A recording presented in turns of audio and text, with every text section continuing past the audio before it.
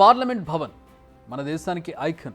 అత్యంత ప్రతిష్టాత్మకంగా, అత్యంత వేగంగా, అతి భారీ ఖర్చుతో అనేక హంగు ఆర్భాటాలతో నిర్మించారు సెంట్రల్ విస్టాన్. అదే కొత్త పార్లమెంట్ భవన్. బట్ నిర్మించి రీసెంట్గానే ఏడాది దాటింది అంతే. కానీ అప్పుడే నీరు లీక్ అవ్వడం స్టార్ట్ అయింది. ఎందుకు పార్లమెంట్లో వాటర్ లీక్ రీజన్స్ ఏంటి? ప్రతిపక్షాలు ఏమంటున్నాయి? అధికార పక్ష రియాక్షన్ ఏంటి? ఇందులో ఏది నిజం, ఏది అబద్ధం?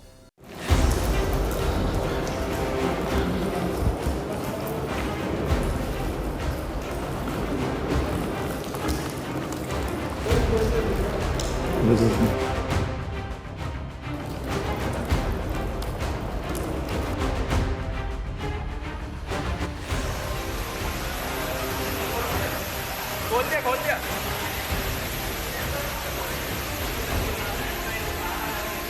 ये हमारे राज्यसभा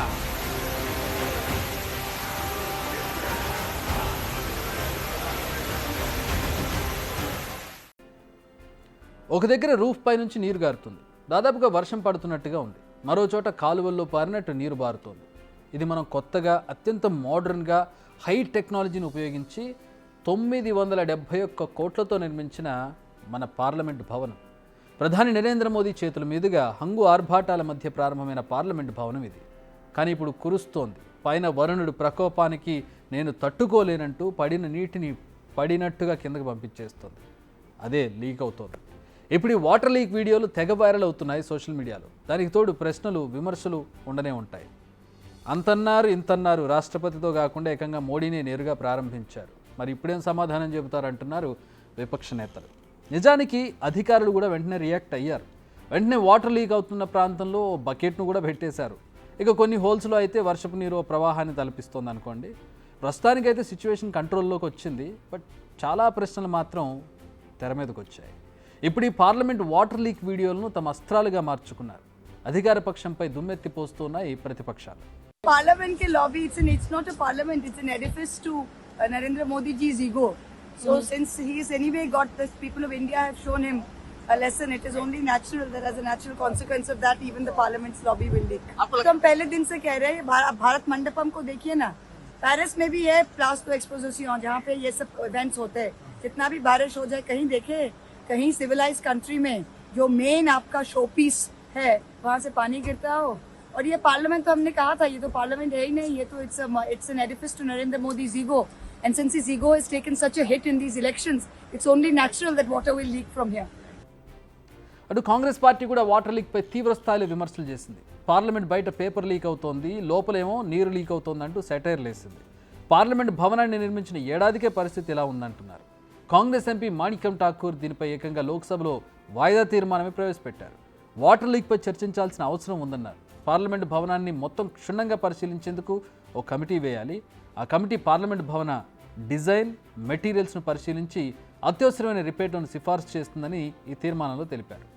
आपने 1927 की बनी हुई पार्लियामेंट वो छोड़ा ये कहकर कि उसमें दिक्कतें हैं, वो कमजोर है, उसमें जो जो होना चाहिए, सुविधाएं होनी चाहिए, वो है नहीं.